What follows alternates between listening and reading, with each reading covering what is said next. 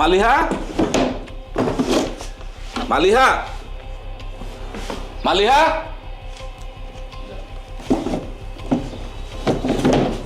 কি ব্যাপার? কি হয়েছে? এরকম চিৎকার করছো কেন? আমি যেখানে টাকা রেখেছিলাম টাকাগুলো কোথায়?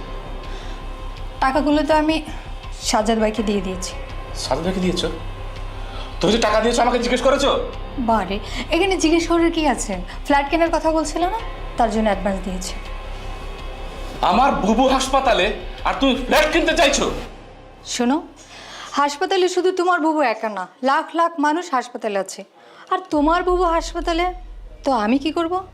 আমার ইচ্ছে করছে একটা থাপ্পড় দিয়ে তোর মাথার খিলু সব বের করে দেই। আমার বুবু শুধু আমার বুবু না, সে আমার মা।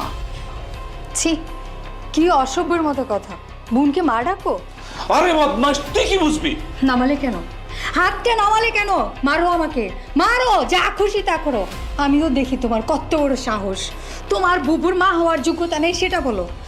তোমার বুবুর অপারেশন কি শুধু তোমার টাকা দিয়ে হবে? তোমার দুলাভাই, তোমার ছোট ভাই, তারা কি করে? হ্যাঁ, খবরদার আমার পরিবার নিয়ে আর একটাও কথা বলবি না।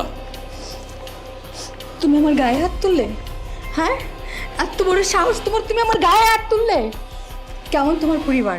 কেমন তোমার পরিবার যে একটা মানুষের অপারেশনে টাকা জোগাড় করতে পারে না, আবার বড় বড় লেকচার দেয়? কসম আল্লাহর, যদি আমার বুবুর কিছু হয়ে যায় তাহলে কি হবে? তুমি মনে করো না আমি তোমাকে ভয় পাই? ভয় তারাই পায় যাদের মধ্যে মানবতা আছে, যাদের মধ্যে শিক্ষা আছে, যাদের মধ্যে পারিবারিক শিক্ষা আছে। এত লেকচার মেরো না, তোমার পরিবারও আমার দেখা আছে।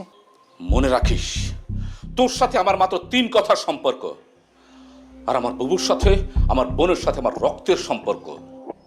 আমি যেখান থেকে যেভাবে পারি আবার টাকার জোগাড় করব, সাথে আরো কিছু জোগাড় করব। তোমার যা খুশি তাই করো।